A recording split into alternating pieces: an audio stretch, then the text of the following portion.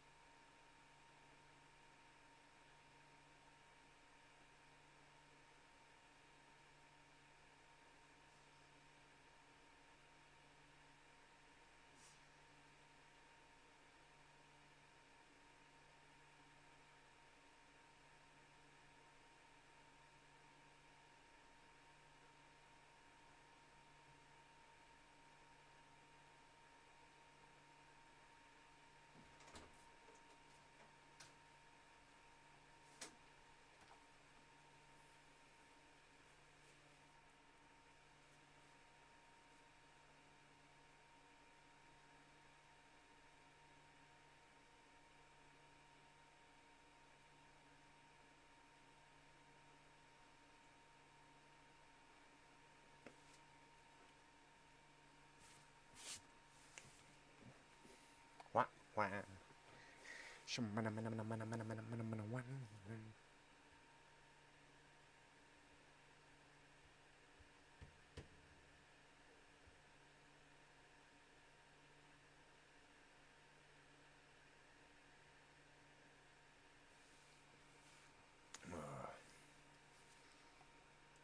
To Jane, the whole block had to hear his 8-cylinder pickup truck flooring it down the street. Tempted to text Jeremy threats of calling the What up, police, Sparrows? she showed restraint and brought I the had to, info to the police the next day and filed for a restraining go order take using my the dogs text out. and pictures as proof of reason. She sent a photo of the Kind of just restraining looking order at to creepy Jeremy, stuff right which now. went unresponded to because she never unblocked him. What Jeremy planned to do at Jane's window is not exactly clear, but even if it wasn't to break in and he wanted to talk to her, that wouldn't be okay either. And after the toxic messages he sent her, nobody would assume he's a completely level-headed individual. In fact, those messages, mixed with his sneaking around her house in late hours of the night and coming to her window after being blocked, suggest he might have been a dangerous individual. It's creepy as hell, bro. Creepy. What you're looking at right now is one of the many dolls made by Anatoly Moskvin, a Russian former journalist and college professor with expert knowledge of cemeteries. As a child, Anatoly began wandering through cemeteries with friends for fun, and as time went on, he developed a fascination for the dead. Decades later, this fascination led to a hobby of collecting dolls. But this hobby hid a macabre obsession that drew upon his particular interests, digging up the dead and making dolls out of their corpses. Yes, the doll you're looking at is actually made out of a dead body. After making his human dolls, he kept them in his home as his companions and possibly lovers, evident by some of the stuff he wrote about his dolls. For example, I kissed her once, then again, then again. But the really disturbing part of this is that the dolls were in majority made from little girls aged 3 to 12, and he would apply lipstick and makeup to many of their faces. He even marked the birthday of each of his dead victims in his bedroom. His self-proclaimed expertise on cemeteries wasn't a lie, as he was able to desecrate countless graves in his hometown while evading police for years until he was finally caught after the increasing suspicion at the growing number of defiled graves in the area. When police searched his home, they found 26 life-size dolls, or rather Yeah, I had to, my Streamlabs bugged out. It's still not displaying Trovo chat on, Streamlabs.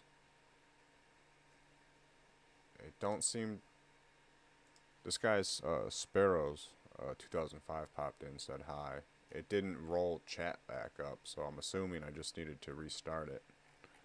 Yeah. It probably just bugged out because the API for Trovo isn't all fixed up yet. You know what I mean? Their little integrations and shit.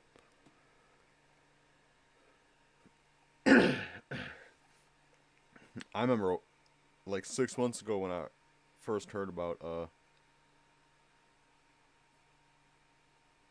looks like you've been streaming for a while. Tell your followers you are live now. No. This is a fresh fucking account. I have 2 followers. I can remember it. I just got them. I don't probably unfollow me if I sent a notification.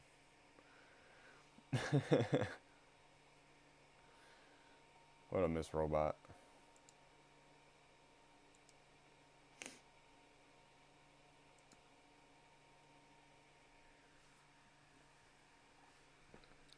I just want to smoke a bowl.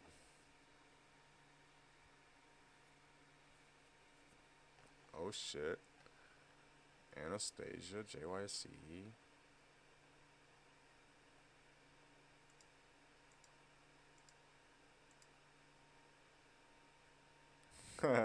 Should I log into my old account and watch myself?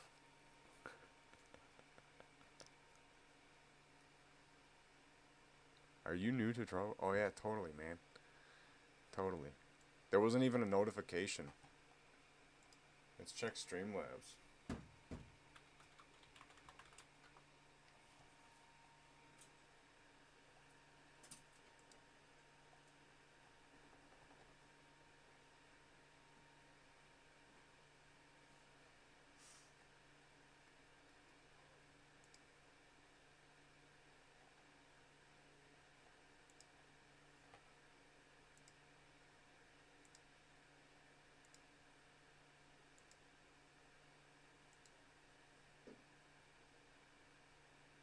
I think subscribers are all like, bro.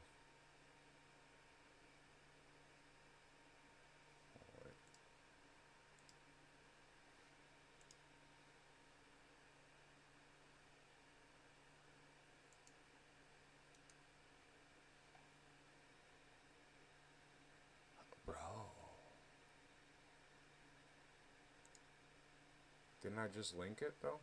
What?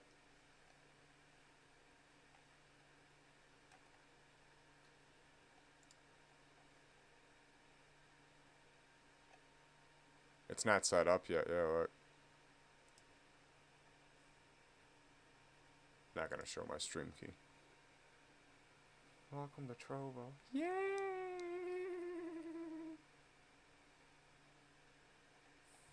So Trovo's basically in beta over here on Streamlabs. No noties yet. No noties yet. That's why it wasn't officially announced. It's probably just in beta.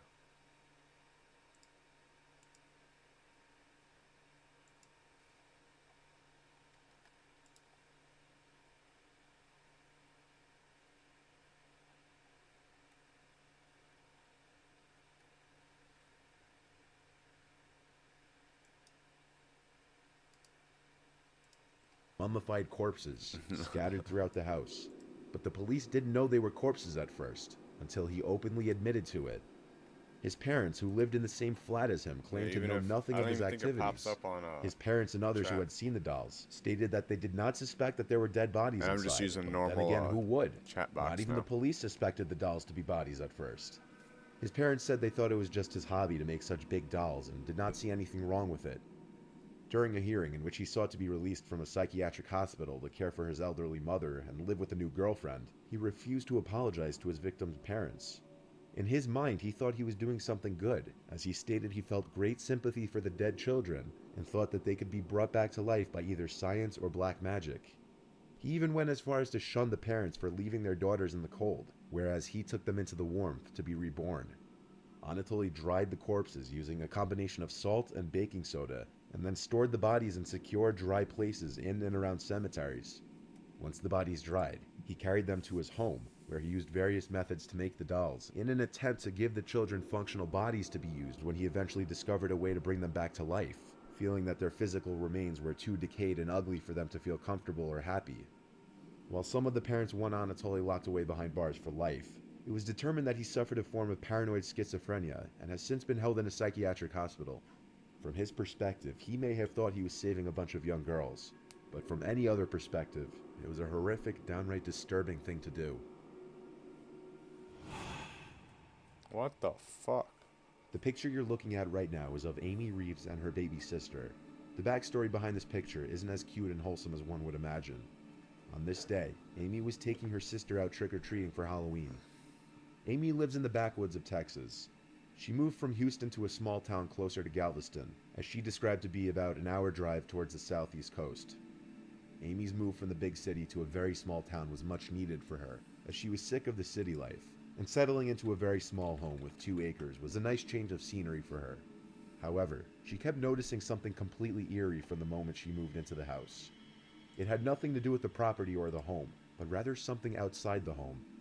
She kept noticing every time she would pull out of her driveway, a car would follow her and go the exact route she was going. She would ignore it and move on with her day at first, but it kept happening every single time that she would leave her house. In one of the neighboring houses, the same vehicle would pull out of their driveway whenever she would pull out of hers. She very soon started to suspect that there were some ill intentions there. However, for a while, she kept ignoring it and still moved on with her day, hoping it would stop eventually. When she was returning home from work one day, something in her gut told her to take a different route home, so she listened to her gut and took a different route. Instead of taking the highway, she took the service road towards the entrance of her little neighborhood. Instead of driving straight through the neighborhood to take a left, she took a slightly sharp right at the entrance and took a 3-minute longer route back home. But even on this detour, she eventually spotted the same vehicle in her rearview mirror. As she started to speed away to try to escape the car, it started flashing her aggressively. Eventually she makes a left turn and the car doesn't seem to follow. She proceeded home, and just as she thought she was safe and the stalker wasn't around, she realized she was wrong. The stalker's car with the brights still on was approaching, the lights becoming brighter as it got closer. By now it was clear the stalker had been following her home, even down her new route. The man pulled into his driveway and just sat there while Amy went into the house. While inside, she looked through the window out at the car, and the man must have taken notice because he started revving his engine. By this point, it was clearly a full-fledged stalker harassment situation, so Amy called the police in hopes to have them go and talk to him for her. When police arrived, she explained the whole situation the best she could, noting multiple times that she just moved in and she doesn't know the man. The police went over to the man's house to talk with him. Meanwhile, Amy went to her restroom, but she was yet to be under the realization that she had left the back door unlocked when she went outside to smoke a cigarette not too long ago. While she was in the bathroom, she heard footsteps walking towards her bedroom. She got up to shut and lock the bathroom door instantly, exposing where she was to the intruder. And seconds later, there was a knock on the wall separating the bathroom and her bedroom. Even though it was fairly obvious her cover was already blown, she remained as quiet as she could. The thought that maybe it could have been one of the police officers came up in Amy's head, but after one look out the bathroom window, that idea was out the window. Outside, she could see a police officer struggling with what appeared to be damp wood from the half-rotted shed beside the stalker's house. Amy pulled up her pants, getting ready to run to the front door. And that's when she heard it again, an aggressive knock on the other side of the wall from her bedroom. The stalker was inside her bedroom, no doubt. With not many other options other than being a sitting duck, Amy opened the bathroom door and bolted for the front door and outside to try and find an officer. But there were none in sight, not even the one that was struggling with the rotted wood moments earlier, just their empty squad car. After running around looking for the officers, she returned closer to her house where there was a commotion heard from inside, and it sounded as though there was a struggle between an officer and somebody else. Amy re-entered her house to see one of the officers on her bedroom floor in a lot of pain, who looked to be struggling holding his neck, not bleeding, but bruising as if the man punched him in the throat repeatedly or strangled him. The officer never told Amy exactly what happened because his partner called an ambulance for him, but Amy was notified later that same day that the man who was stalking her was taken into custody for assaulting and fleeing from an officer. Amy never learned why the cop's partner was struggling with the wood outside, or how exactly the one officer knew to check the inside of her house. In all likelihood, by the time the police had arrived, the stalker had already let himself into her house. And when the police didn't get an answer at the stalker's house, one of them returned to Amy's house to find the door ajar, and the rest you could figure out. The picture you saw minutes earlier of Amy and her baby sister was sent to her phone only days after moving in. Okay. And it was taken by a passing car without her even knowing it. After this entire stalker incident, it became much clearer who took the picture, though Amy still doesn't know how exactly they could have gotten her phone number.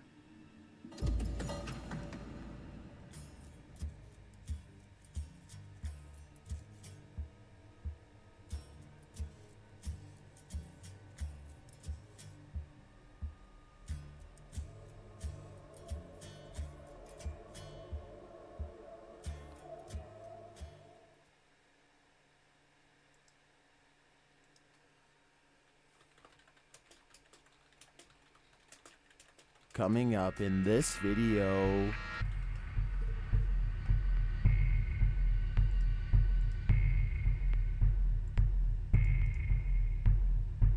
do you need a good night's sleep? Then find something else to watch because these 30 scary videos will wake you up tonight. Number 30, Escaping the Lions. Nature can be beautiful. It can also be gruesome. Published by Rex Schaller in July of 2019, these unhappy campers had some fearsome creatures stalking their campground at night. The scary footage shows a man peeking his head outside his tent, only to spy an enormous lion creeping past. He quickly re-zips the tent flap, turns off the light, and lays flat inside the tent. Lays flat inside the tent. Yeah. It's me. This seems to alert another lioness, who leaps through the ropes of the tent area, while the big lion calmly looks on. The pair of lions stalk past the tents. The lion paces back and forth, eager for their meal to be plated, while the lioness reclines, waiting patiently. After a moment, another massive lion shows up. For some reason, one of the campers keeps peeking his head out of the tent, which disturbs the big lion, who manages to knock the roof's cover down over the tent flap.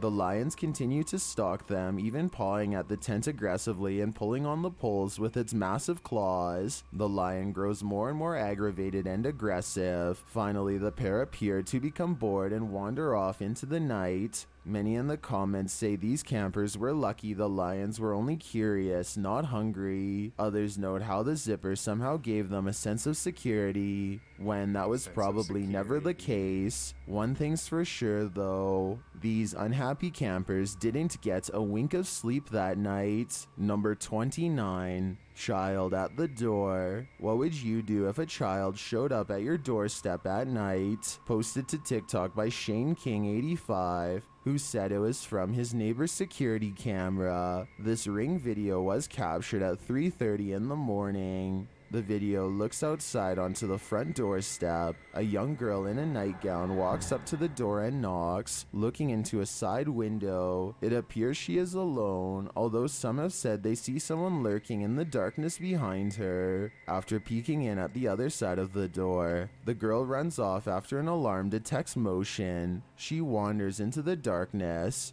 Most everyone in the comments tells the TikToker to call 911. Others think that it could have been a setup. Was this girl in trouble of some kind? Or was someone nefarious using her as a decoy to try and break into the home? It's certainly a scary thought in my opinion. But maybe it's neither. Perhaps it was just a case of ding dong ditch. Number 28. Face in the window. This eerie video has me doing a double take, published by Spot You Like in April of 2008. This scary clip is filmed outside the stunning New York Minster. The bells are ringing and the cameraman is taking it all in.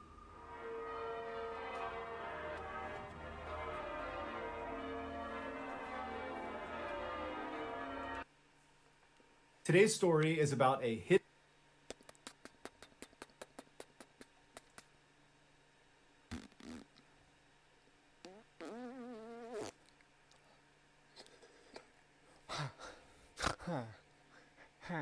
You see this boat? This boat, the boat, the boat, the boat, the boat, the boat. Actually, like 13 of those people die.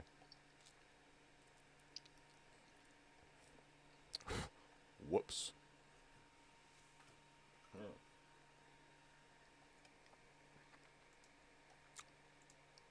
Yeah, there's that. Whoops.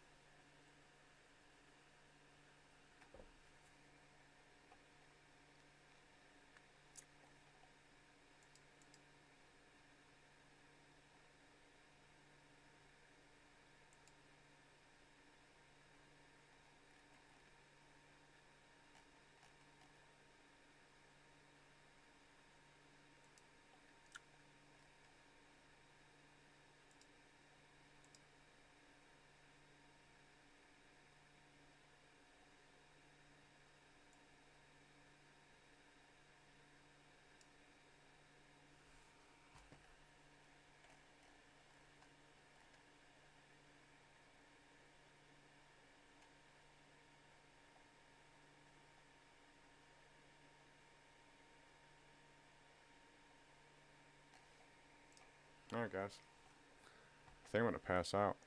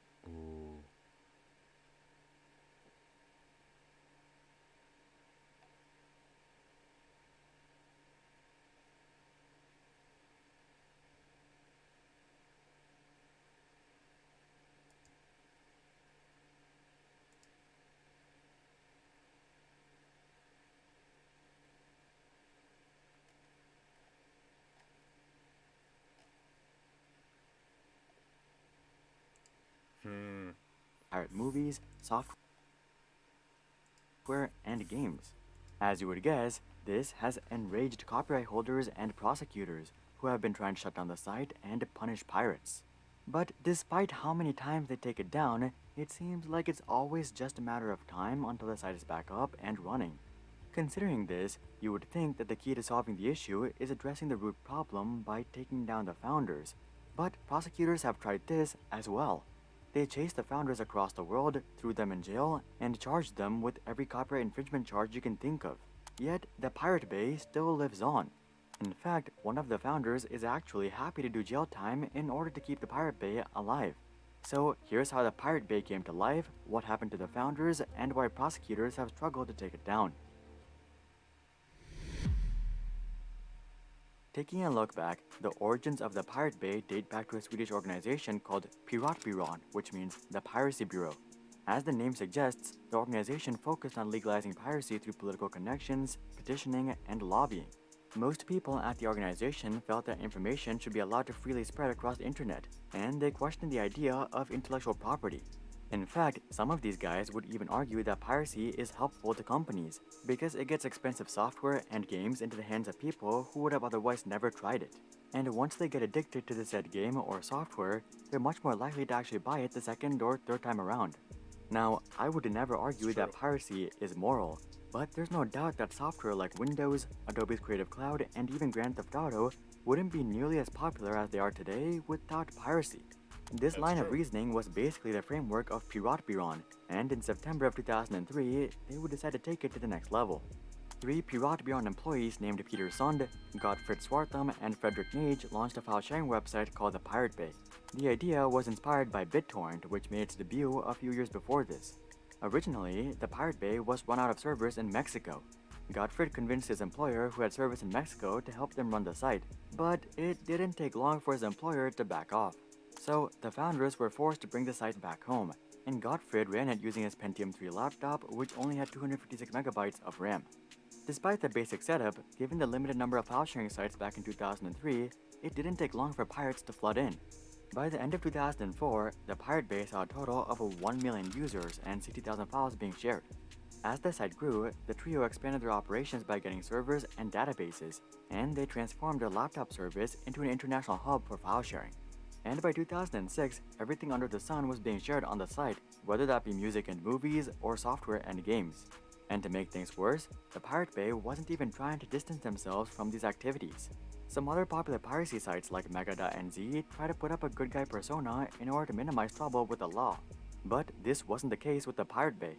These guys were proud to enable free information sharing across the internet, and they had no intention of hiding behind some fake persona. And this attitude became extremely apparent to authorities after they sent out dozens of copyright infringement and cease and desist notices, which resulted in no action from the founders. The police tried to just ignore the site for many years, but as the site continued to grow in popularity, they started to receive more and more pressure to take it down. And in 2006, they finally decided to crack down. I'm sure the founders always expected trouble with the authorities given the nature of what they were doing, but I'm not sure if they expected the force at which prosecutors would hit back. On May 31st, 2006, 65 police officers raided the Pirate Bay's data center and shut down their servers.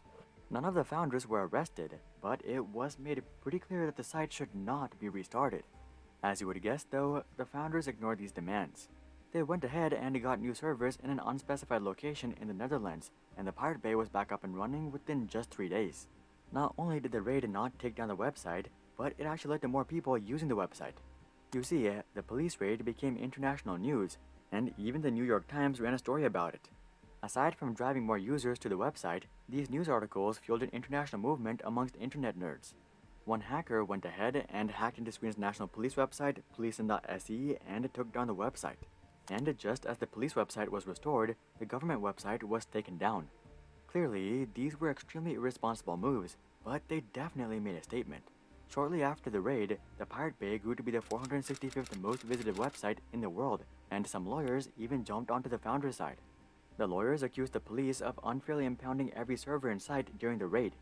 You see, the servers that were impounded weren't only responsible for running the Pirate Bay, but also responsible for running dozens of small websites and businesses. So, the police had wronged all these businesses in the name of taking down one website. The lawyers also argued that the Swedish police didn't have a justifiable reason to conduct the raid in the first place.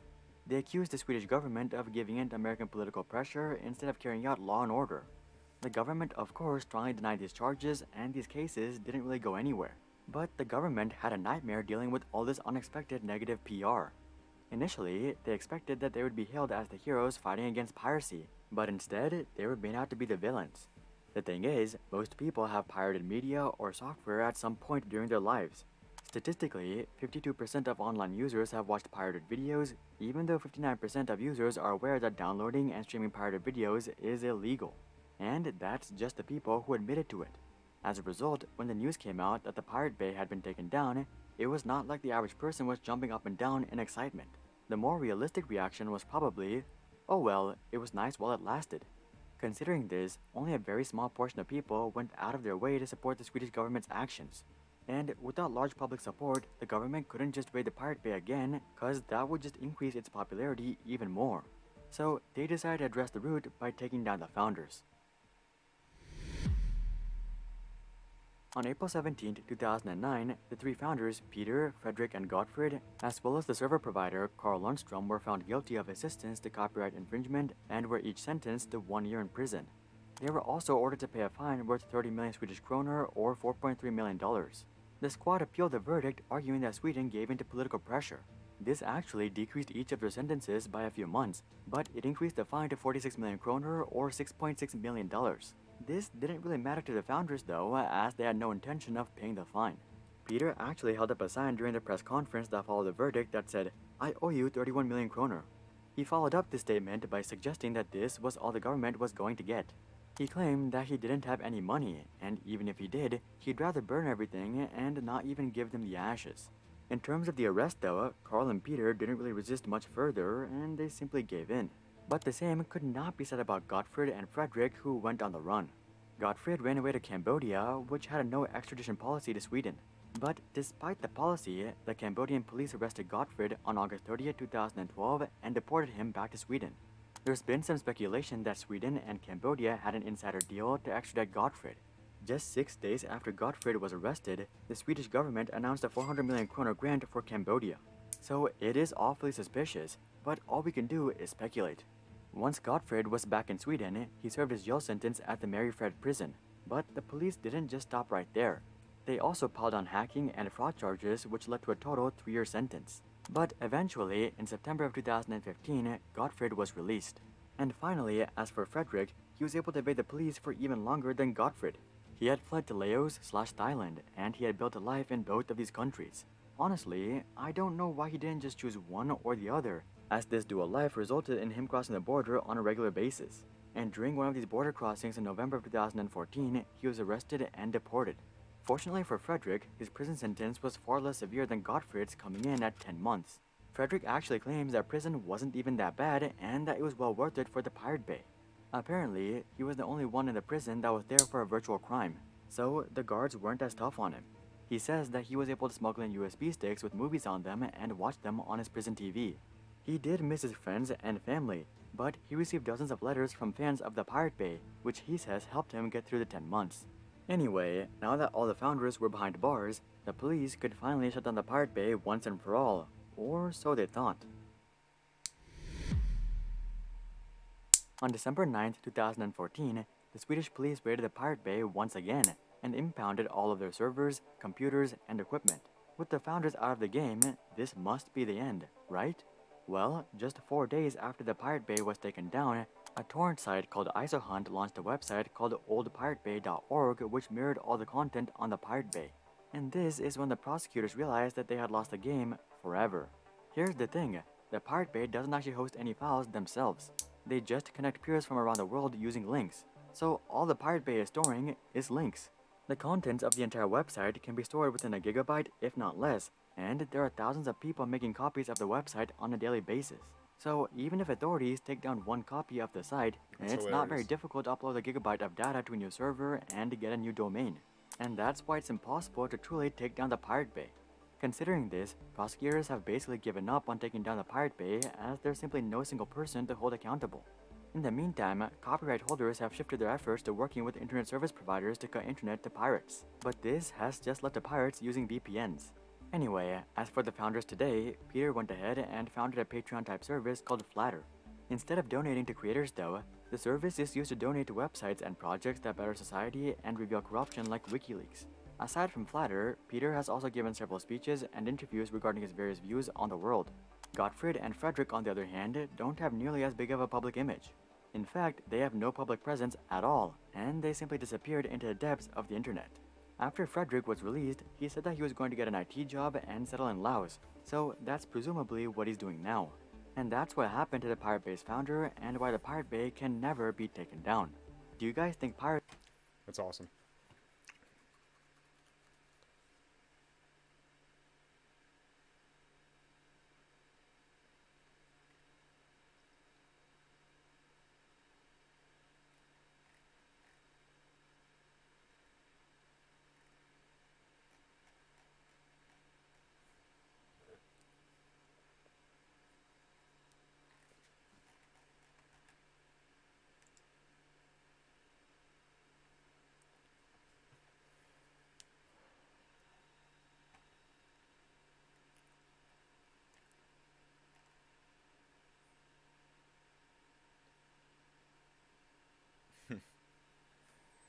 Motherfucker.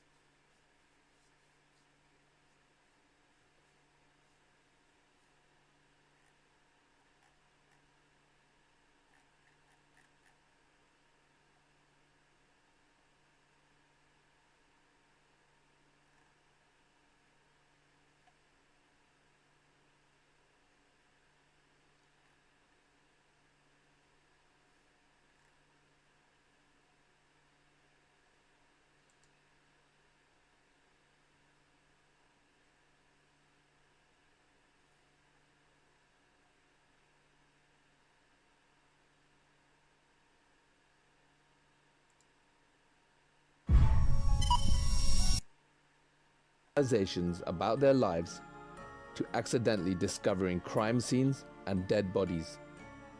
The mobile app was programmed with both quantum physics and spirituality in mind and has had millions of downloads. According to quantum mechanics, a small change in your life can set off a series of unpredictable effects. When using the app Randonautica, it makes you visit a place that you wouldn't otherwise visit, that leads you to a series of events or realizations that break the matrix of your regular everyday occurrences. In other words, it brings you into a situation where you may feel, see, or find something dangerous or uncomfortable. The app provides you with 3 different types of locations to choose from, each randomly generated by the app. The first type of location is called an attractor. This means that it's a dense area that has a lot of clusters of quantum points. This theoretically could mean that the area has a lot of energy. The second type is called a void and is the opposite of the first. It's an area of low density quantum points, like a field or a forest of open space.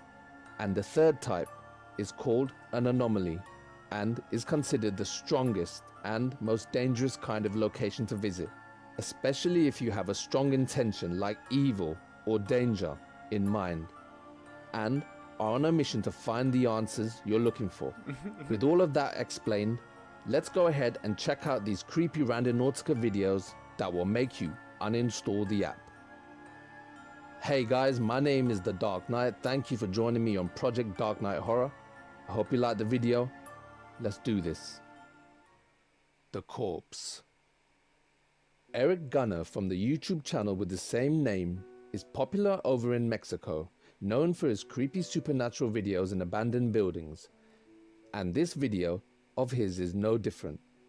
Eric and a couple of his friends decide to go out randonauting in the early hours one night. They jump into the car and drive to the spot that the app randomly generated for them. Spooky. Once they arrive, they walk a short distance. The location the app gave them was an industrial estate with rundown warehouses and abandoned buildings.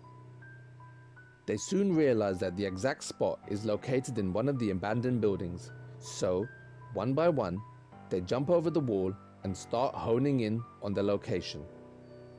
Little did they know that what they were about to find would send shivers down anyone's spine, never mind actually being there.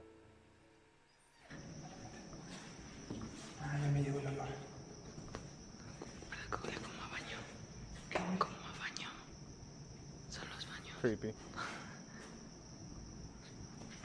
I thought the Randonautica app just took you to like a random place. I didn't think it was supposed to be something science-y or spiritual. Oh, got it.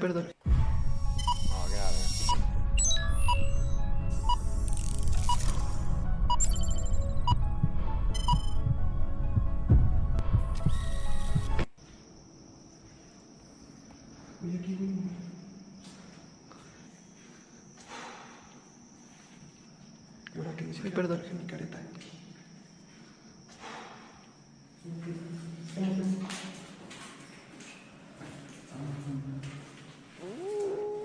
I'd love to do this.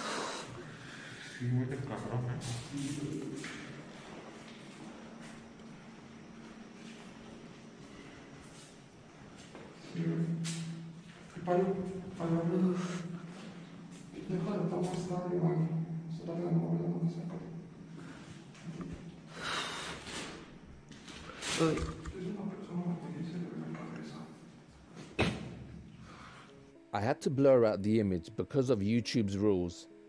Eric and his friends unfortunately came across a corpse of a man who, by the smell, had been there a while.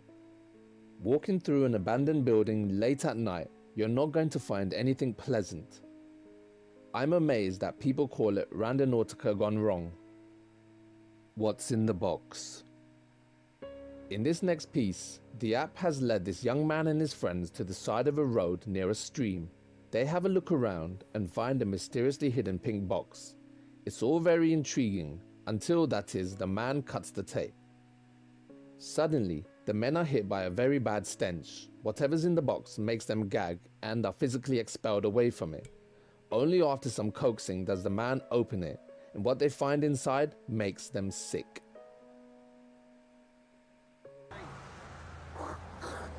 That shit is hella sketch, bro. This is sketch. There's fucking maggots all in it, bro.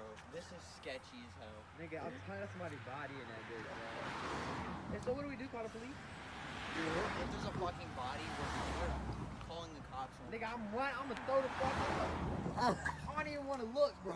I don't want to smell that. Just hurry up and cut that bitch.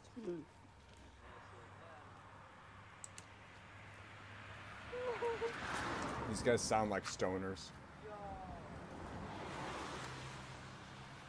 I'm scared as a bitch.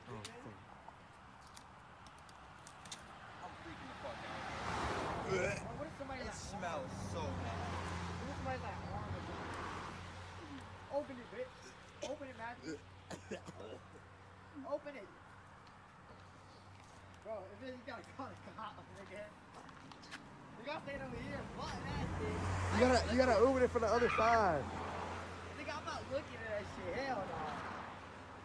Why not? Hey, bro, what if somebody's fucking like arm or something in there, bro?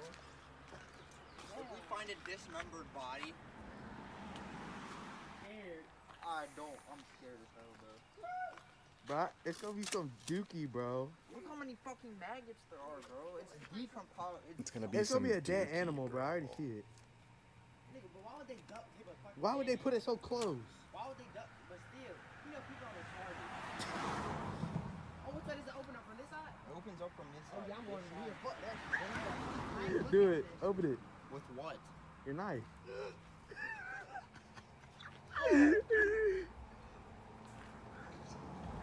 Oh shit! Bro, what is it? He's like, what is it? He steps away. Oh my god. Hold on, open it up for a minute. I gotta record it. I'm not looking in there. What is that? What is it? What is it? I don't know. I don't know. Like, this is like somebody's body.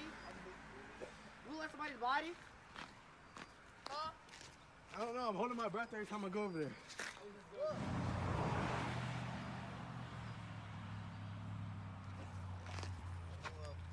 It's nasty. Hide and seek.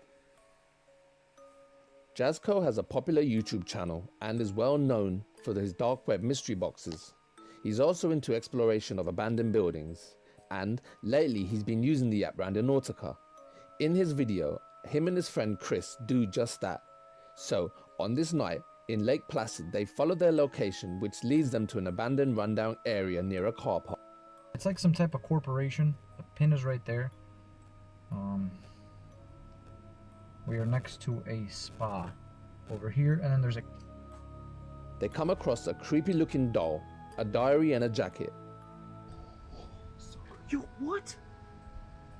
Bro, what is this thing? The diary has some really worrying stuff in it about the royal family, which has obviously been written by an upset teenager. Yeah. Okay. Yeah, let's be your one ball. Yeah. That's what I'm good for. Bro, this is okay. First off, first page says F the royal family. Oh, why would you say something like that?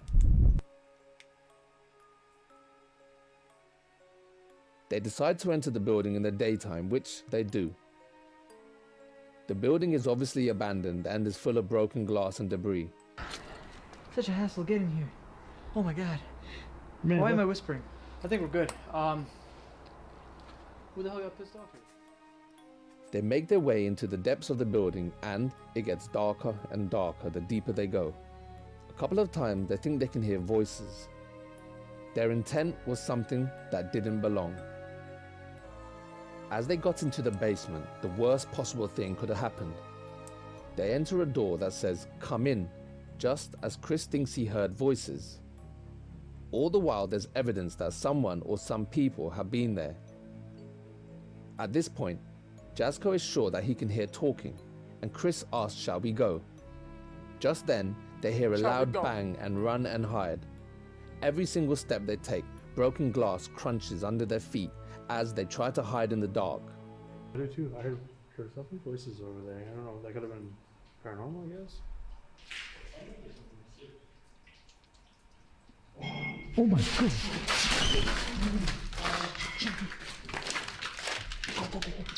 Where are we going? What are they doing? Where do you want to go? Just go, please. Okay. Come on. I'm gonna turn the lights off. Turn the lights off.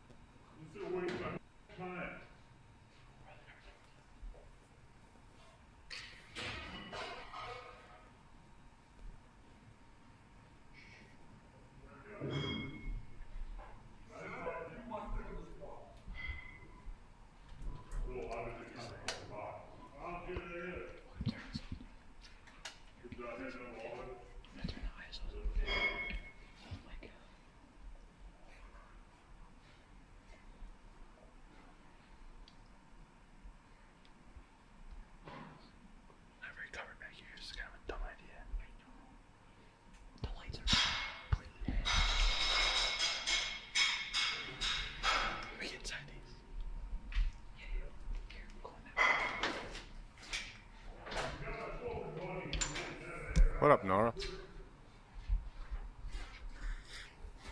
Bro, what the fuck is going on?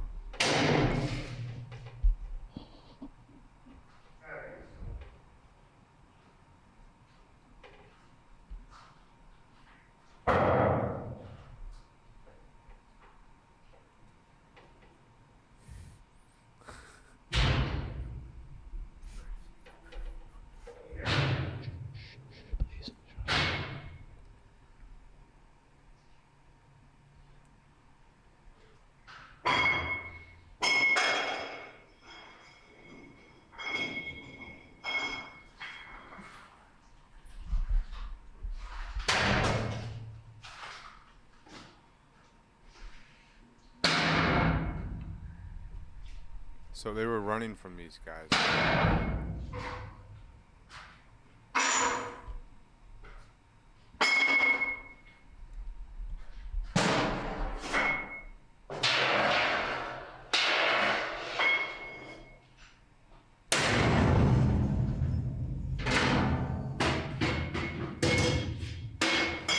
Loud as fuck.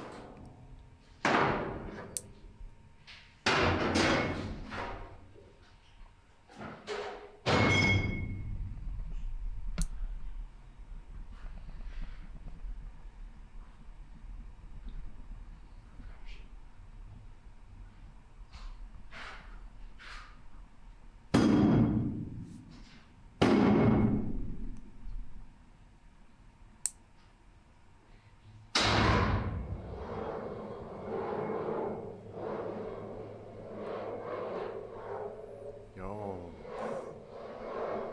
No way. Guys, this is fucking creepy.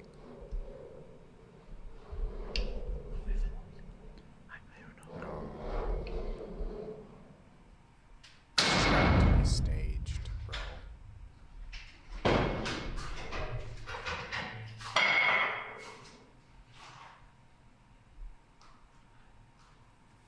Gotta be staged. Gotta be staged. Gotta be staged.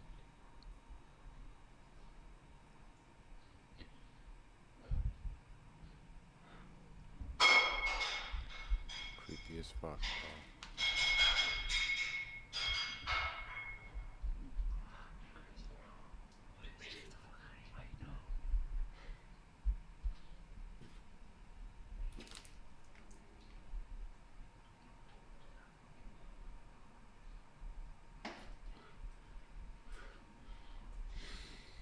Do you have your inhaler? What? Do you have your inhaler? Yeah.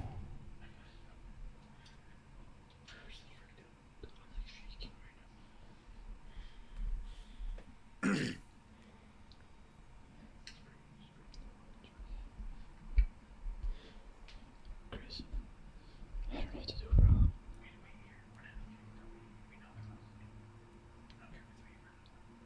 Yeah, me too. I think they just went upstairs here then. What are they doing? Okay, there's breaking shit. I know. Alright, hold on, just listen for like a minute. Bro, I legit don't know what to do. It sounds like they're calling. Is that it? It's still black. Is you them talking about? Talking about money. It sounds like they're talking break. Or drugs or something. Alright, break. Here, I'm gonna turn my ISOs up, okay? The camera quality is gonna be shit, but I'm trying to get out of here. We literally can't see anything except through the lens of the camera.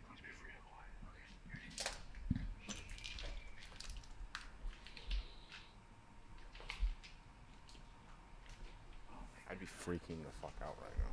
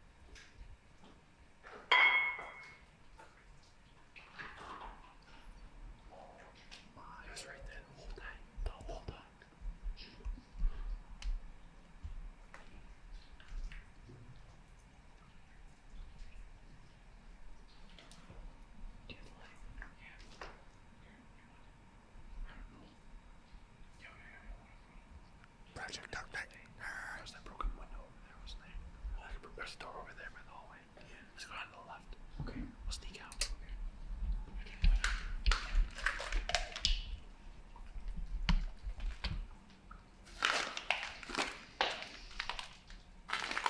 Everything is so loud.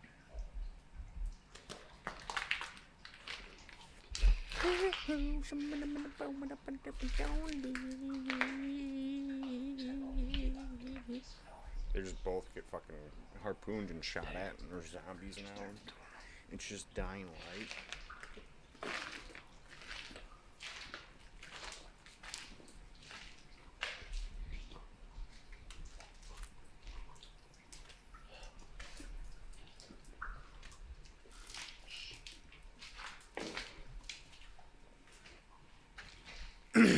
I made it out. Then Chris had to come out. Barely made it. Barely made it. It took Chris probably like 10 minutes or so to get out. I'm a little wide. Wanna play a game?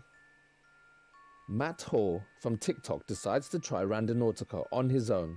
He makes his way on his ATV to the location, and this is what happens. Supposed to be a glitch in the simulation or something like that. I don't really know if I believe it or not, so I downloaded the app and I thought I'd try it out for myself. It gave me a spot in the middle of the woods that's kind of close to my house, but it looks like it's along ATV trails, so we're on the ATV and let's go see where it takes us. That's the way to So do we're it. at the location, and this is weird. There's a car just chilling in the woods. How did they even get in here though? Like there's trees everywhere. There's no way a car could get in here. This car looks super old.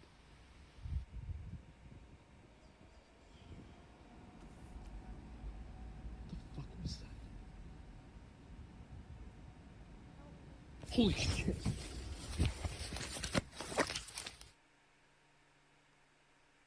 He hears a voice of a child or a girl saying, "Help me."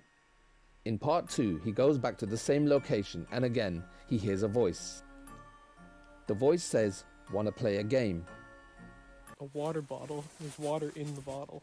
There's like children's toys, like all broken. Like, alright, that's creepy. This is the middle of the woods. There should be nothing here. I'm so confused.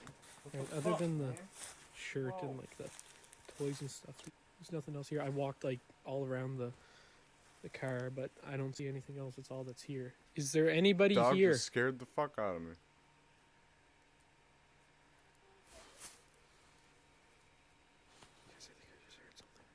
I'm starting to get creeped out here. It's getting dark out, so yeah, I'm not coming back here anymore. I just watched that back and I realized that it asked me to play a game. Don't go rando nodding. Part 3, he tries another location using an intention, and this time he finds this. Last video, a lot of people told me that I had to set an intention before I went. So before I got my location this time, I set my intention as to find answers about the car in my last video. It literally gave me a location on the same trail as the car. On maps, the location is just like a little bit further down the trail than where the car is, so I'm gonna go check it out.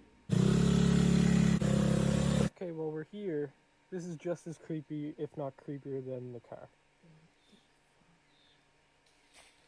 So much shit in here. Looks like an old building. There's like a window there. It looks like a cross.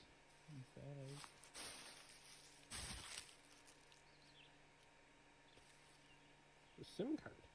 So we found a cross, a picture, SIM card, and that shit. If there's any pictures on the SIM card that I found, I'll put them in another. This is where Matt Hall took things too far just for views. He used a Ouija board to try and find answers. The board spelt C-A-R. Then things started to get bad.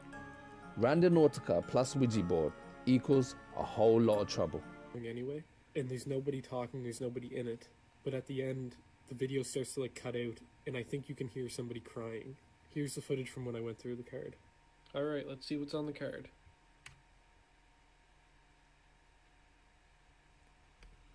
So it looks like there's 3 photos and 1 video on the card. I'm going to get them off the computer and onto my phone so then you guys can have a better look at them.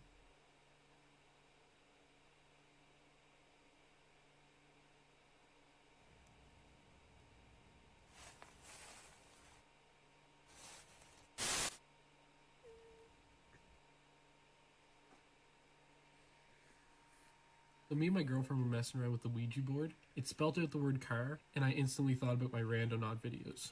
We stopped playing after that because it kind of started to freak us out a little bit. Our fingers are barely on it.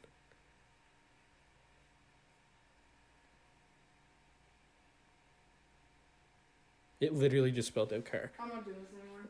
Just later that night at around like 4 a.m., I got woken up by something really, really loud in the next room. It is literally like 4 a.m. And I just got woken up by the loudest like crashing noise in my other room. Dude, what? What the fuck? My chair, my paintings, what the fuck? My keyboard? What? Okay, no. I'm starting to think whatever was at those Randonaut locations followed me home. Pretty sure my house is 100% haunted. People were telling me that me and my girlfriend didn't close the Ouija board properly in my last video, and that we basically invited spirits into my house. We did say goodbye to the board, but at this point we already had our hands off once, and apparently you can't take your hands off until the board says goodbye back to you. We tried to use the board again to see if we could properly close the session, but we weren't able to contact anyone, and the piece never moved. And then yesterday, this happened. Okay, something just knocked over my chair again. I'm honestly getting sick and tired.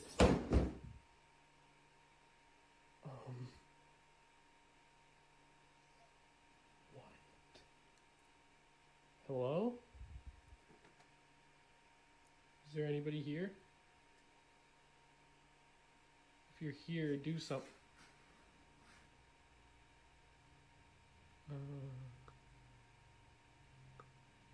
No.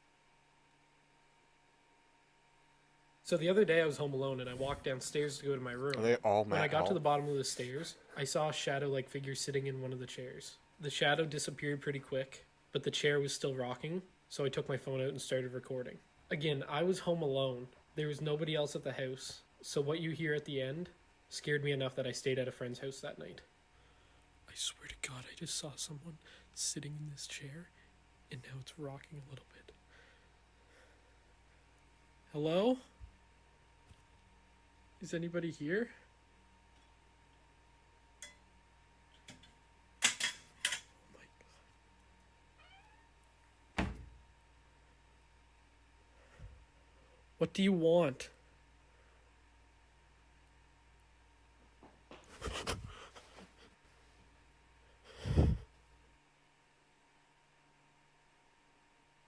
He's watching you. The No Pelora squad from TikTok use the app that leads them to a location where they get a nasty surprise. Ah, qué asco. That's gross, man. Wait, Neta? You came to die? bitch. Wait, o sea, vienes para morirte, güey. Wait, you guys heard that in the back? Wait. You hear that?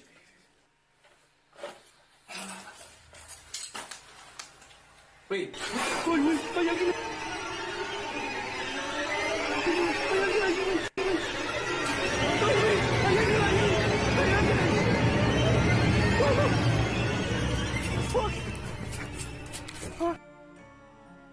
So, was that the face of a ghost or some homeless man?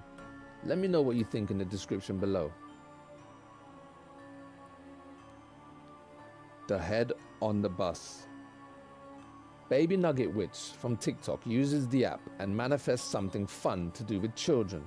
Again, another Randonautica user thinking going alone in an abandoned spot on their own was a good idea. It didn't go well. Watch.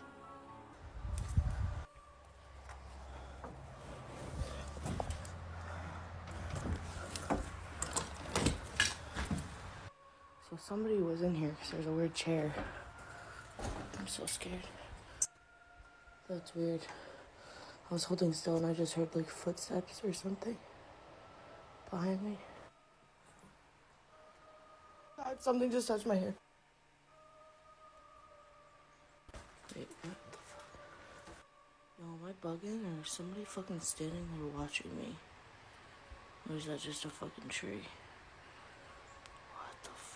In part 3, again, after being requested for another part, she goes back. This time, she uses her head and takes her friend.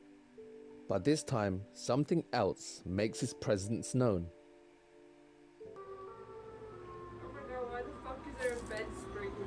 What the fuck? Kaden, why is there a shovel? What the fuck? There's a shovel. Oh shit! Something's on top of the fucking bus. Yo, run! Run! Yeah, no, we gotta go. We literally just, oh god, we literally just heard something. I don't even know what it is, but we're probably gonna have to come back for like another. What the fuck? Fuck! Fuck!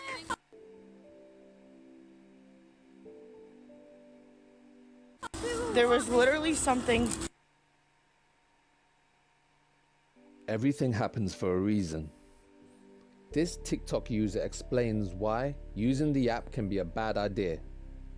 From my opinion, Randonautica sent them there for a reason, to help the couple. Who knows, if they didn't turn up, the man who was shot might not have survived.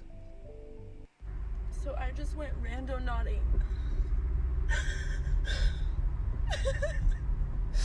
I just went randonauting, and our intention was death. We were on our way to the spot, and I look out my window, and there's someone laying in the gutter with their wife literally like on them, holding them. And so I parked and got out, and he got shot. And then she gave me the phone, and I had to call the cops. And Darius was, he wrapped his jacket around the wound. And then the cops came, and we got questioned, and I just had to leave. And I just dropped Darius off.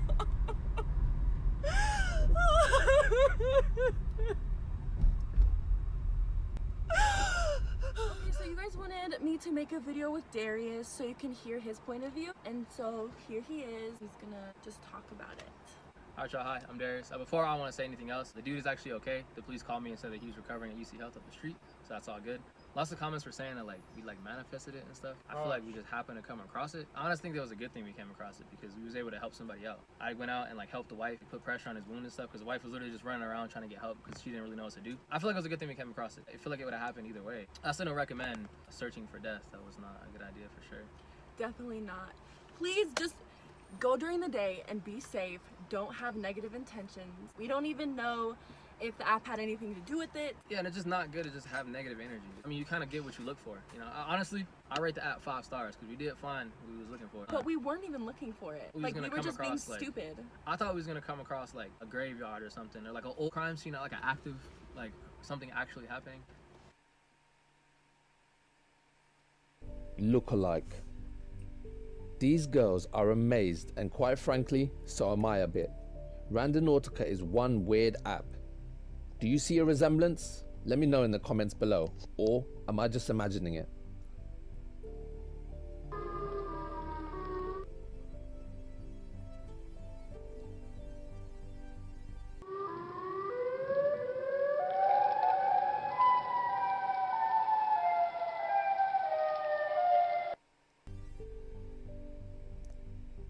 Did you see it?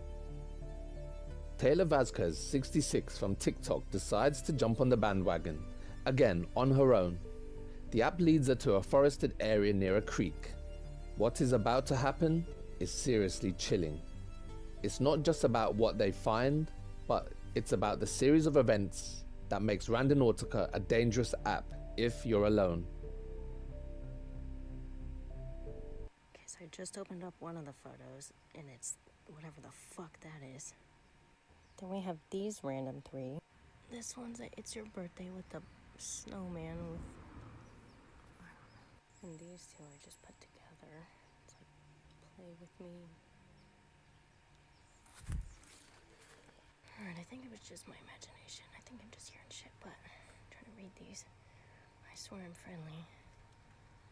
Play with me. So I just hiked the mile back to that randonauting spot. Brought a flashlight as a weapon this time. As you can see, there's no one around me. I'm trying to go quick so that I don't waste too much time. The spot's right up there. I have a weapon this time. So I just hiked the... Play with me. What the fuck was that? Alright, I think it was just my imagination. I think I'm just hearing shit, but I'm trying to read these.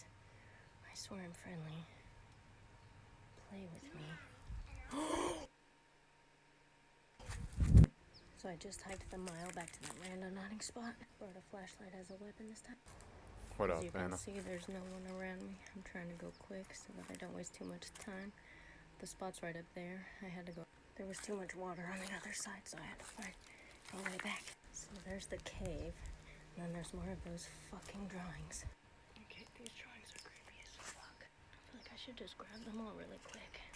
If they have messages on them, because then, like, those look like symbols.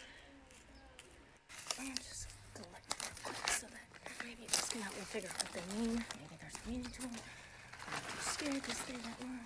There's a fucking notebook. I'm taking that too. Alright, so I grabbed everything. Keep these. I don't really see anything else. So, like... Okay, so I don't have a lot of time right now, but I saw this comment and I'm kind of hyperventilating, freaking out. This girl posted that she saw a fucking child in my video. No one was with me, and tell me if you guys think that looks like a ghost child, because I don't fucking know. But I didn't know if she photoshopped it or not. So I went to my videos and I screenshotted the exact part that she shows right there. And I see the face too. And so now I'm actually freaking the fuck out. I'm super terrified. I don't know what to do. I didn't see anyone or hear anything until that voice happened, but it just sounded like an echo. So, I don't know. I don't know. You guys tell me what you see, but that right there looks like a fucking ghost face to me. I don't know. Alright, so people keep asking me for updates on my last few TikToks. As soon as I got home from my other video, my second one, I threw the notebook and drawings in my closet. I haven't opened or touched them since, and I've been wanting to show you guys them, but I've been too scared to because people keep sending me this stuff on Instagram. So I don't know if you guys can see it, but like right there where she has circled looks like a face. Right up there looks like a face. I don't really know what she circled in that other spot. I can't see that well. And then I got this one that's, I don't know, but I've been too scared to open everything. I've been hearing stuff outside my window at about midnight since the first video that I posted. I'm gonna try to catch the sounds on video and like some footsteps. I'll try to capture it, but I don't know, it's so quick. And I will open the book with you guys tomorrow. Okay, so I'm just gonna go super quick and flip through the rest because I don't want to waste too much time talking, and I don't really want to fucking read into this because what the fuck. I don't know if flash would be easier to see or harder to see,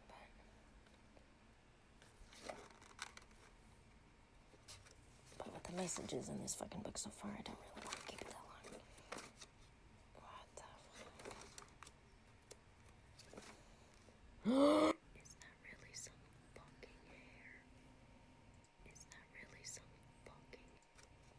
Messages in this fucking book so far, I don't really want to keep it that long.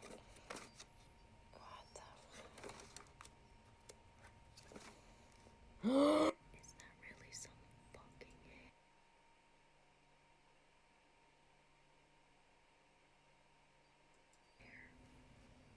What the fuck?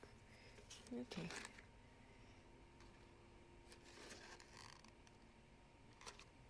Dude. Does someone have, like, cult fucking children? Someone get their satanic babies. This is so creepy. Who the fuck is... I keep seeing Nathan and Mary. I don't even... If you've made it this far, then that means you're a true fan of horror, and I salute you. So, it's time for a challenge. If you love the strange, dark and mysterious, then subscribe to Project Dark Knight Horror. I'm a growing channel and I need people like you for support. Like and subscribe, and by doing so, you'll get good... Did he just rip fucking,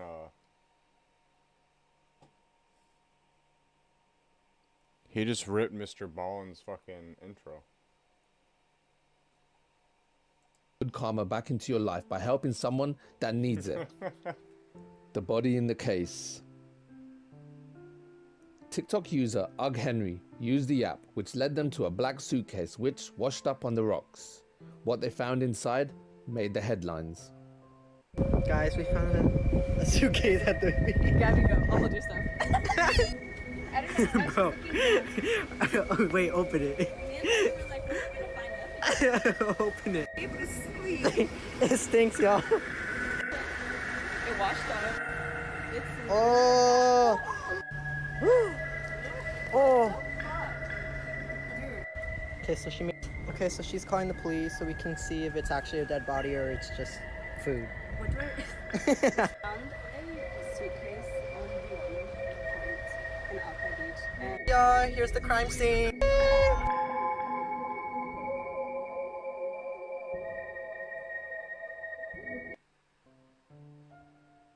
Before you go, can you just give me a second?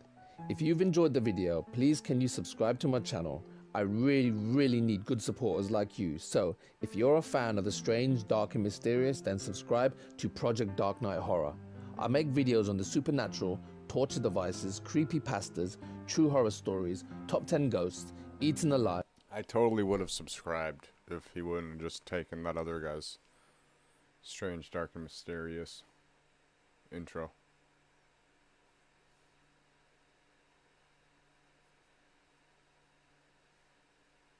I really need. What the fuck? I don't have a phone though. I can't travel without a phone really.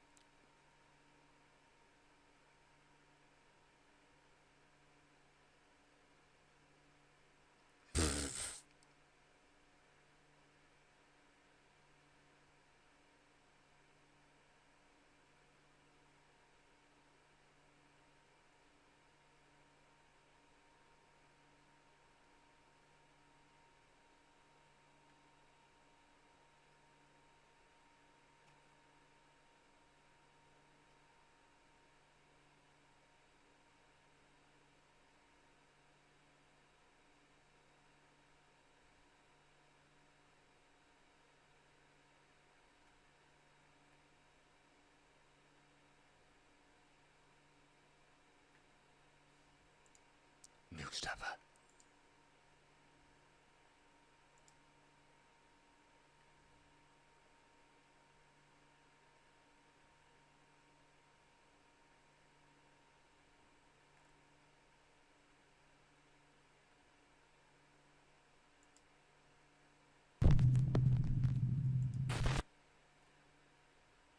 We're not gonna watch all these, but we'll see some of them.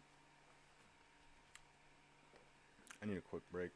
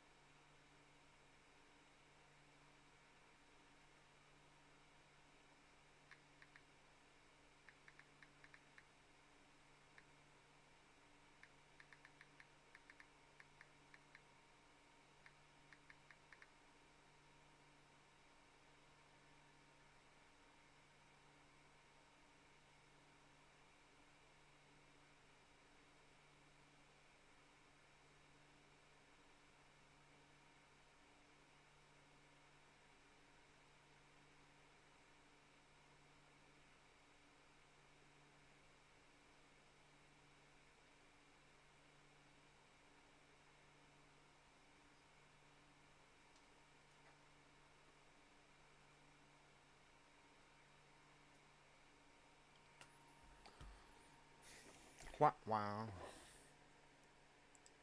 What wow, what wow.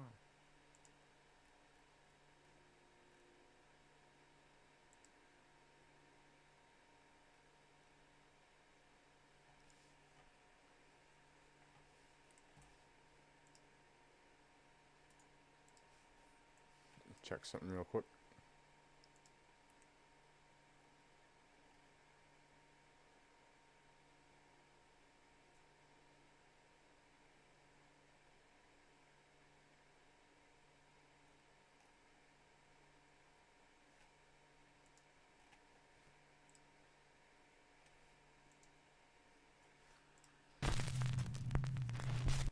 Yeah, let me get a drink. I'll be right back. Get a drink, smoke real quick. Eat.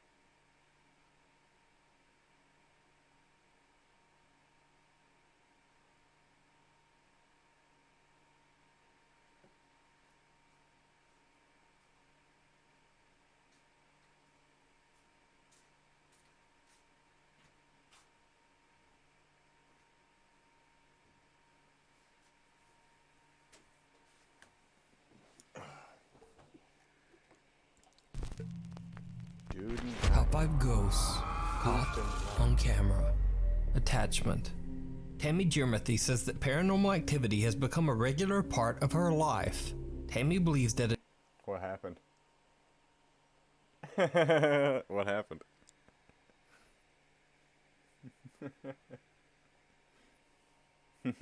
What just happened? I don't know.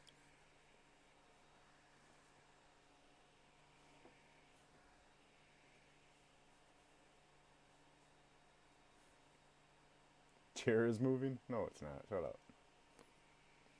Let me see the clip. Let me see the clip.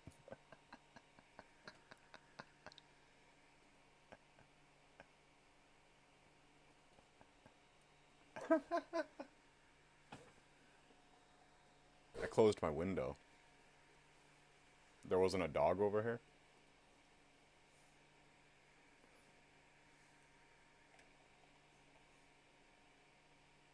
Send the clip. Let me see. Okay.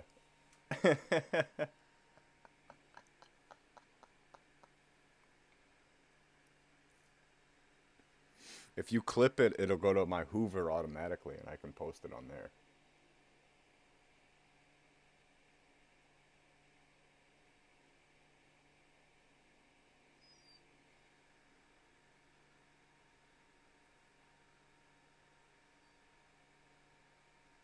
The washer's not on. Nothing's on. I kind of want to see.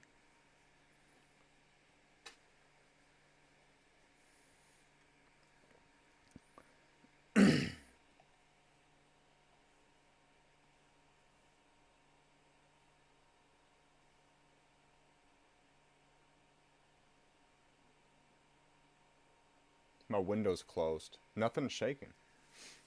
That's why I want to see the clip. I want to see how bad it's moving, if it's creepy or not. Yeah.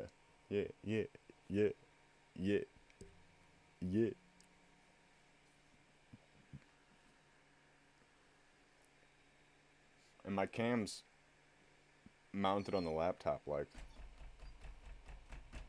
I have to hit the table to make it move. It's all pretty secure right here. Like my table's not limp over here. There's no shaky.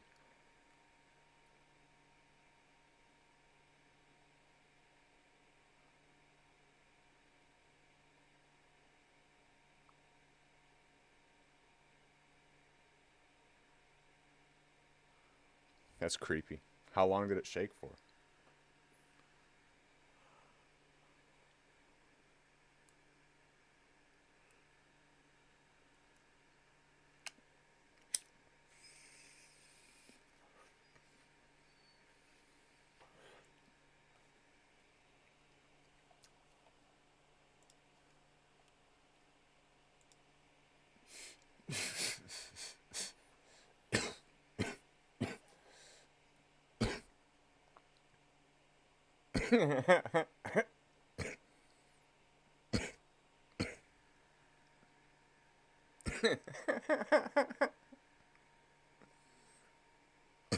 That's just the autofocus.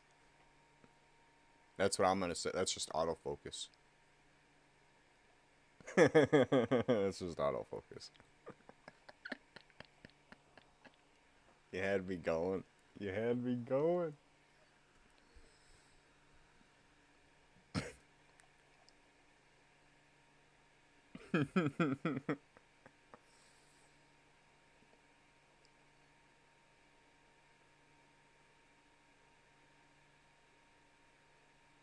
It looks like, from here, it looks like it's confused and it thinks that the microphone or like this white strip is my face. And it's trying to focus in on these. See what I'm saying? Because the center of my camera is right here. See what I'm saying? And these are slowly making their way into the center. And it's toot toot toot toot toot toot toot.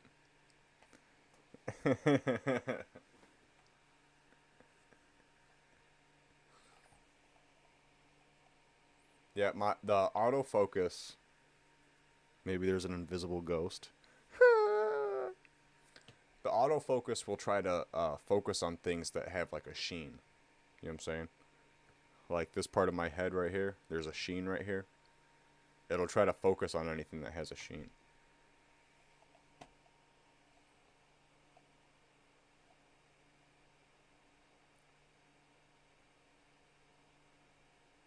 The camera readjusted itself because the spirit's sitting on it. I just get choked out by a ghost.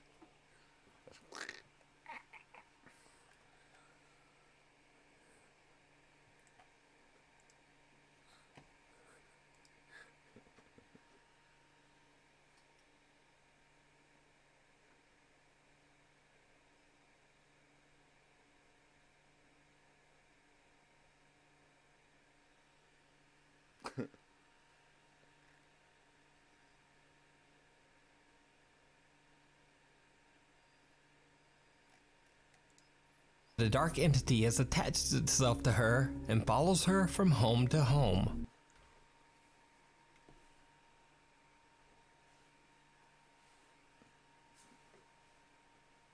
You wanna go outside?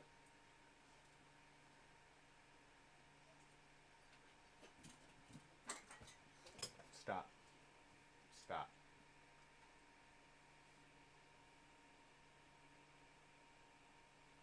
You gonna be a good dog? Good boy? No, chill, dude. No, because more than likely you don't even gotta go outside or go to the bathroom. You're gonna try to go lick fucking bloody fucking period blood. I ain't doing it. If we go outside, you're going potty.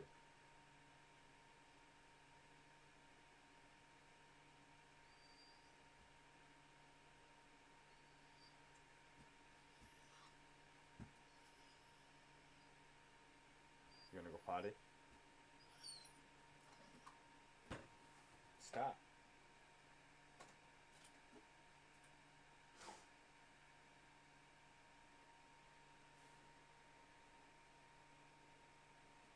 Let me see if I can get him to go outside.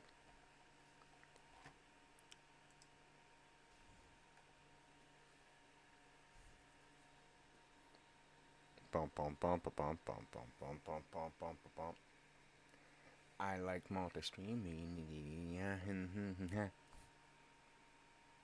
I actually do like multi-streaming way more than just streaming on one platform.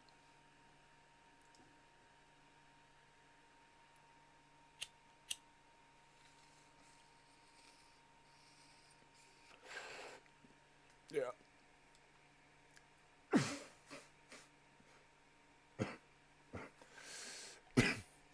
I was waiting for Trovo to come, hell yeah. I was waiting for Trovo to come to, Streamlabs.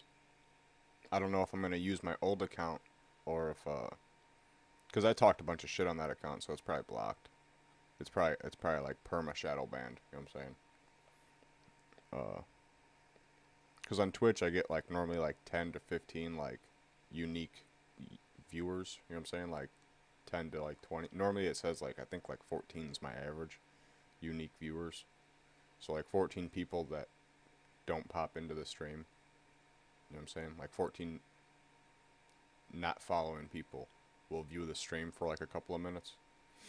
And Trovo only has like 70,000 people use it. So that's why you get so many clicks on Trovo.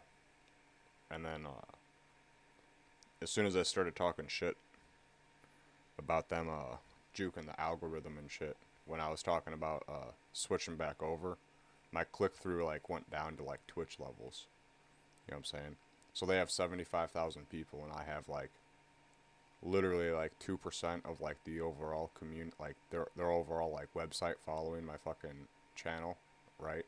Like 1,500 people or whatever out of like 70,000 fucking viewers. Okay? And then my channel just stops getting clicks. That makes no sense. That made no sense. I was just like, fuck that. Might as well just start a new channel. Twitch is so big where like they won't permanently ban you and shit like that. You just get hit, like they hit me with that temporary shadow ban for a couple of months. and it just wasn't getting clicks.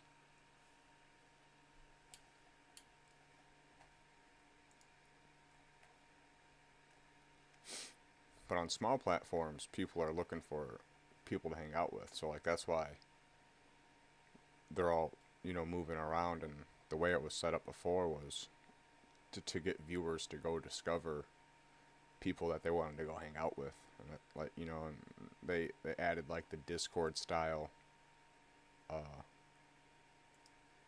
chat box. Yeah, it is. I don't know if I want to rename the old channel Matt Dank 3 Eyes, because I know for a fact it's fucked up. You know what I'm saying? They tweaked the stats on there. They probably didn't appreciate me talking all that shit. But I mean, I use stream charts, so I can see numbers. You know what I'm saying? I can go look at the numbers. Yeah. So like what, I don't know. I was very upset that my fucking 15 average viewer kept going down to like, you know, 9 average viewer, and fucking it never went above 12 average viewer, or technically it never went above 13 average viewer. And then all of a sudden it randomly just went down to 3.3 average viewers, and they tried to explain to everyone like that's your ACU, that's your basically what they said is that they're not going to pay you for your viewership, they're only going to pay you for your following. You know what I'm saying? So it's no longer your viewership that you're being paid for, like the verified users you're being paid for, verified users that follow you for more than 24 hours and visit you more than one time, which makes no sense. That's like say, specifically when it comes to making content and like making VODs and shit, it's only valuable like that first day. You know what I'm saying? A stream isn't as valuable the second day. It's and then you like get the famous people. Their shorts are good for like 2 months. You know what I'm saying? That kind of is unfair. That's why like I was like, I'm gonna step away from Trovo. They were going straight corpo. They're not big enough to make corpo decisions. You know what I'm saying? They make corpo decisions now, they're not gonna make enough money, is what'll happen.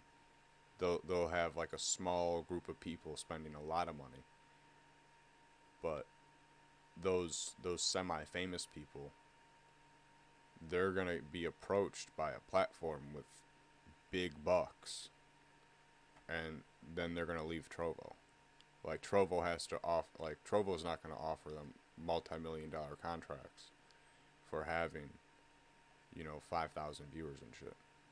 They'll give them, you know, $15,000 a month, but they're not gonna give them, you know, like $3 million a year. They might give them, you know, like $100,000, but they're just not big enough to do that. They're not big enough to do that and to save corpo money up. And that's the goal of like every company, is to save up corpo style money to make your money so big that you can expand. You know what I'm saying? That's the goal. That's why they have like, that's why Mad Catz turned into Trovo, was to expand, to get more investments, to be more brand friendly. Because Mad Catz doesn't even like, that sounds like something you'd see like deep in the internet. You know what I'm saying? Trovo sounds fairly presentable. Like it can be on a website and stuff. You know what I mean? It can be in front of your family. Mad Catz don't sound too much like that.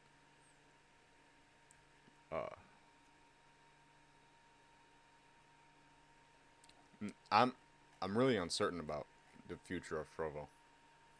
It looked like it was gonna be something good, but it don't seem like it's gonna turn out like that.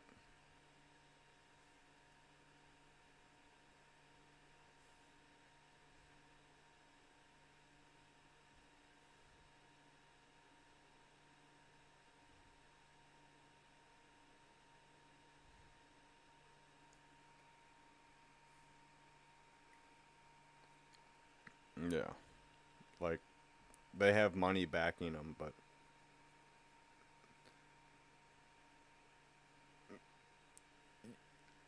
they're not going to find people to match the top 10 of Twitch. You know what I'm saying?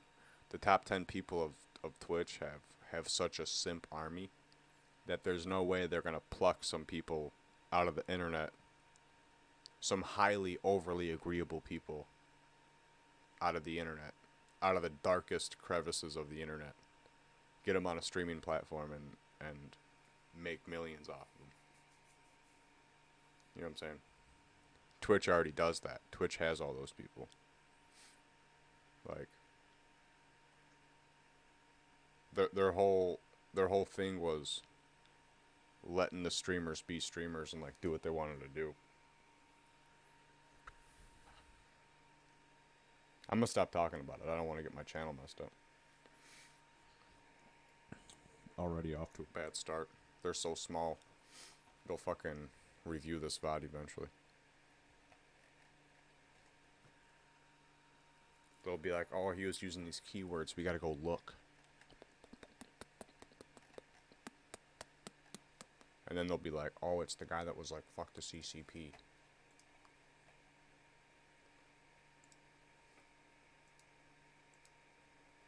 No matter where she moves, Tammy is so intent on capturing evidence of the supernatural activity that she experiences on a daily basis that she set up multiple motion-activated security cameras all around her home in Mountain House, California. For the first time ever, she captures what she has witnessed firsthand throughout her life on camera. But I would much rather prefer to stream on like YouTube out of all of them. YouTube just has like the nicest setup. Even though they don't have emotes or anything. Well, they have channel emotes now for people that are big.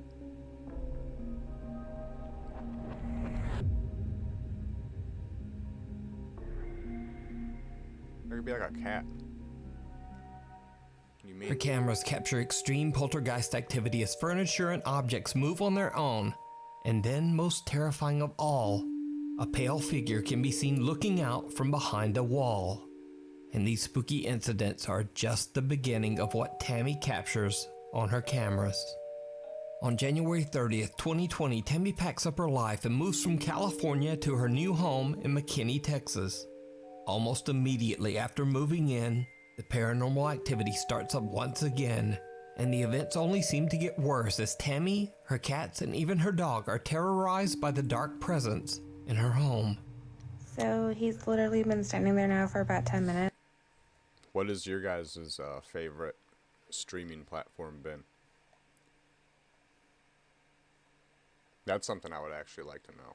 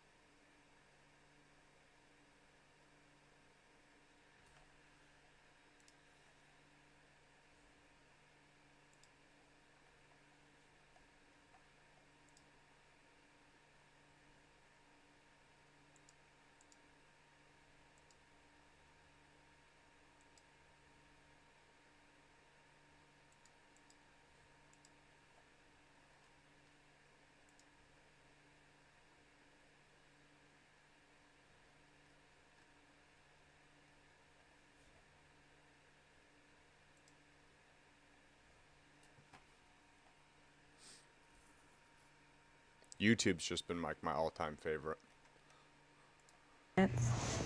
Won't come when I call him. Hasn't moved at all. Just keeps staring in here at me. Really kind of creeping me out. Creepy kid.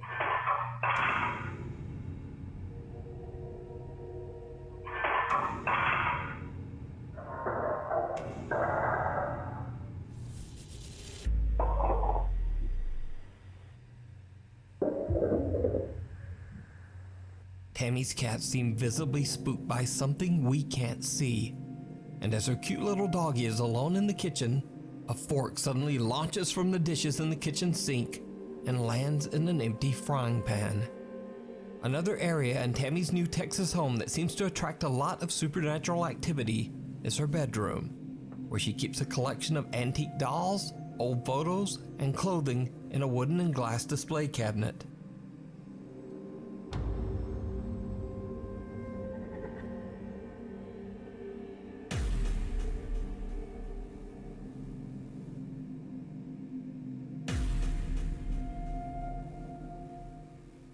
Over the years, Tammy has captured countless motion-activated videos of terrifying activity in her home, and she begins to share her videos online on TikTok for the world to see.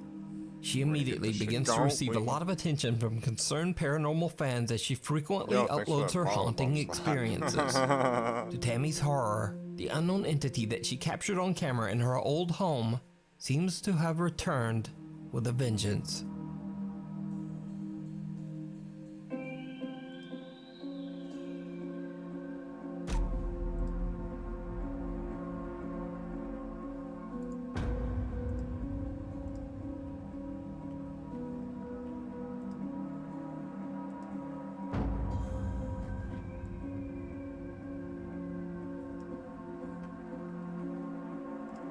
Why don't just open up in the tab? A strange mist seems to appear in Tammy's kitchen, living room, and bedroom. Creepiest of all, the same pale figure that she captured on camera in California seems to appear in her new Texas home's bathroom mirror. So what do you think is going on in Tammy's home? Could a dark entity have made a connection to her and now be following her from home to home, never stopping? As always, I leave it up to you to decide. You can watch all of Tammy's paranormal experiences over on her TikTok page, The Haunted One 36, and her YouTube channel, The Haunted One. Leave and die. Popular Japanese ghost hunters Gachan, Daichan, and Yasuke from the YouTube channel Clip Store are contacted by a viewer who tells them the story of the historic Sabukawa village in Miyazaki Prefecture, Japan. The small Japanese village was built way back in 1597 in a remote area high in the mountains. The mountain village had no roads and was a bit dangerous to travel to. So by the mid-1900s, many of the villagers began to leave the settlement. I just got hit with By 1989, the historic 400-year-old Sabukawa village was completely abandoned. An anonymous viewer tells the ghost hunters that a few years ago, a friend of hers went to visit the decaying and empty houses of Sabukawa village, deep in the mountains. The urban explorer told her that he was confronted by an angry old couple who seemed to be living in the abandoned village. Strangely, they told him to, quote, leave and die. Allegedly, only 6 months after his journey to the village and the bizarre meeting, the man passed away. Get payouts on Trovo. Now, the viewer says that as inaccessible as the mountain village is, it seems very unlikely that an old couple would be living there all alone. So considering the odd encounter and the man's subsequent death, the viewer is convinced that the people that her friend met were actually angry, vengeful spirits. The Clip Store team sets out to investigate whether the abandoned Sabukawa village might be haunted. When they arrive at the location, they realize just how hard it is to reach the town. They have to leave their car and continue hiking on foot. After they finally arrive at the village, the team decides to split up and meet back in 30 minutes. They all set timers on their phones and go their separate ways to explore. In the dead of night, Clip Store host Gachan discovers the ruins of an abandoned school. What happens next is downright creepy. お、裏側。うん、いや、もう無理だね。うん、傾いてるしな。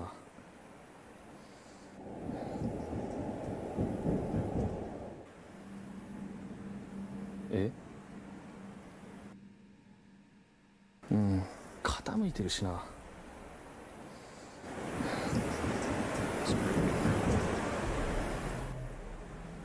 え？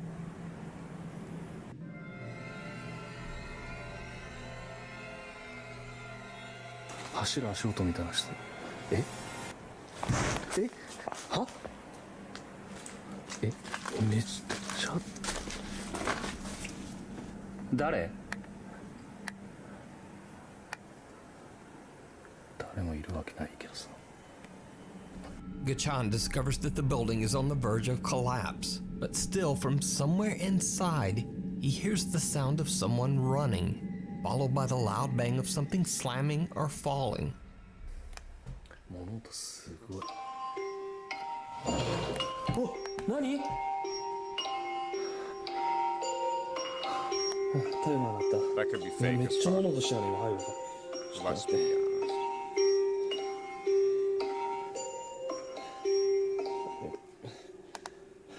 30分経ちました。戻ります。 Gachan's timer alerts him that the 30 minutes are up, and then there's some strange loud bang from inside the creepy building that seems to agree. Gachan returns to the entrance of the village where he finds fellow investigator Yasuke. The two guys wait for their friend Daichan, but he just never shows up. The guys start to get worried and decide to go look for him. After a long search, they finally find Daichan in what appears to be a long abandoned house. 大ちゃん大ちゃん大ちゃん大ちゃん Daichan is confused and possibly dehydrated, just sitting there as if in a daze. But his camera is still recording. Fearing for Daichan's health and safety, they decide to just get out of there and make the long hike back to the car. Later, when they look back at Daichan's captured footage, they are shocked to their core. Daichan seems to have encountered something absolutely terrifying. This is the footage from Daichan's camera. はい、それでは大ちゃんは今からこの山の上に登って。この家めちゃくちゃ綺麗じゃない？今まで見た家より一番綺麗なんやけど、誰も住んでないよね。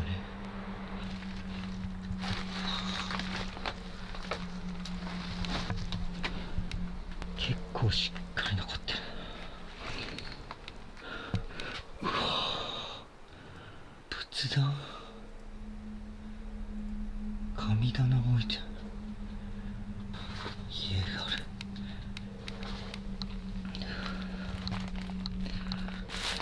めちゃくちゃ足がある。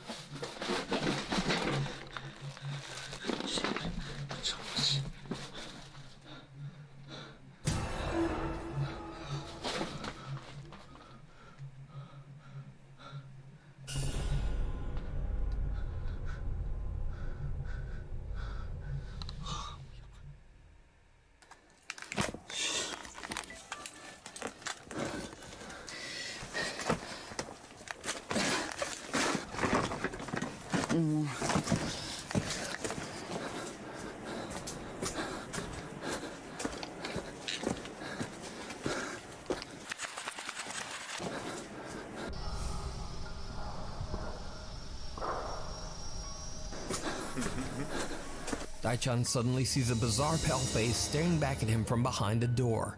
In shock, he stumbles back and falls, but when he gets back up, the mysterious creepy face has disappeared. But then, as he turns around, he sees a man wearing a traditional Japanese robe, kneeling at a Buddhist altar on the other side of the abandoned home. Later, when his friends find him and Gachan walks outside, the same terrifying apparition of the man in the robe can be seen at the window, just watching him as he leaves.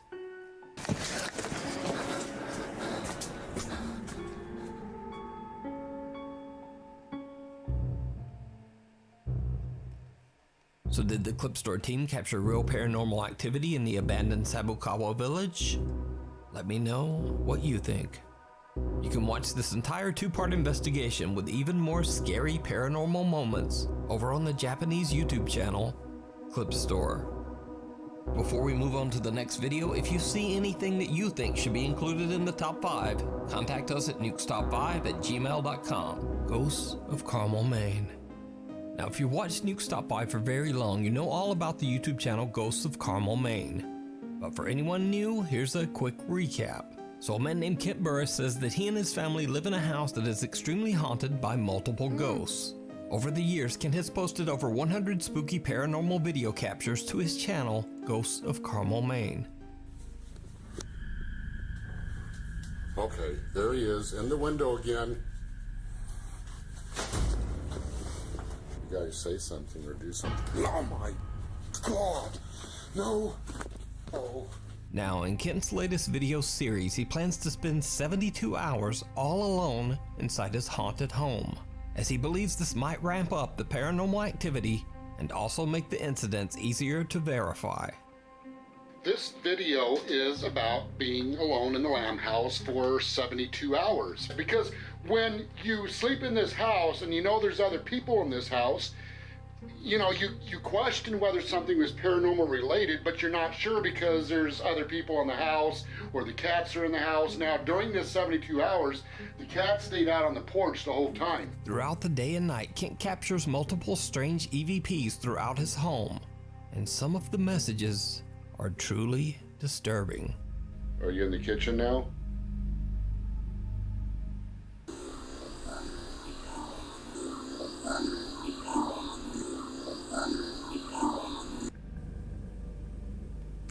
Female disembodied voice.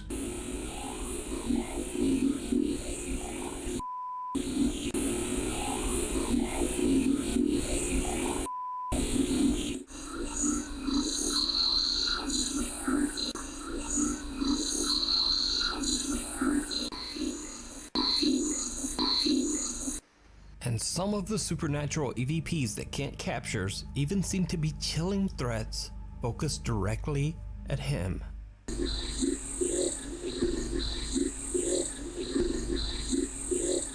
Now, as Ken is recording EVPs, he is also capturing video.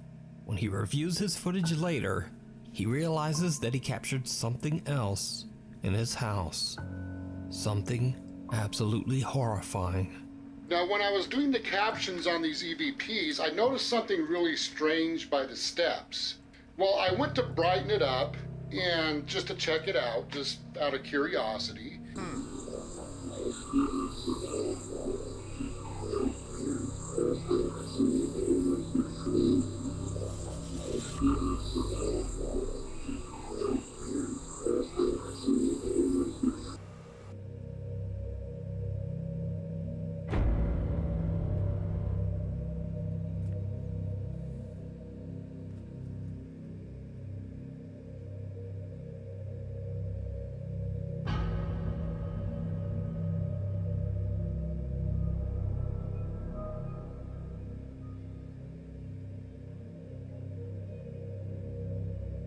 A dark figure with an odd distorted face seems to be peering at Kent from around the corner of a doorway, but it's so dark that he doesn't even notice.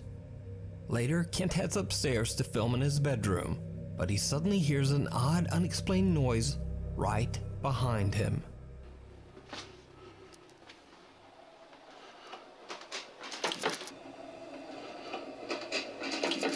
Now, when I go through the door of the bedroom, I hear a strange sound behind me, and I turn the camera around really fast.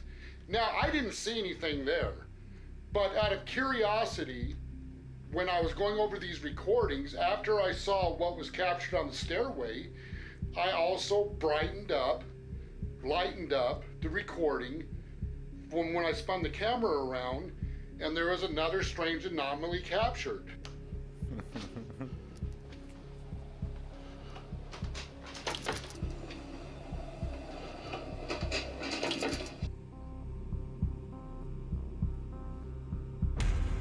Ken hears a noise, and as he spins around, he captures an unexplained shadow that seems to descend the stairs and disappear from sight. So did Kent capture evidence of the paranormal in his home? Check out his full 2-part series over on his channel, Ghosts of Carmel, Maine. Guys, I'm gonna end stream. I'm getting sleepy.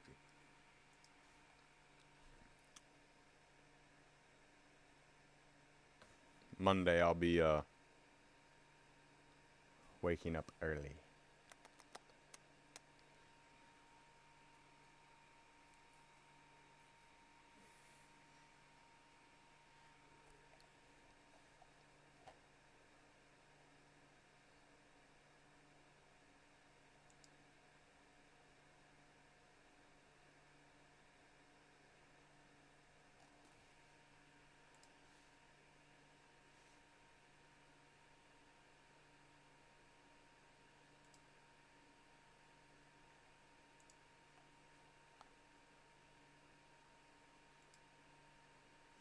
Yeah.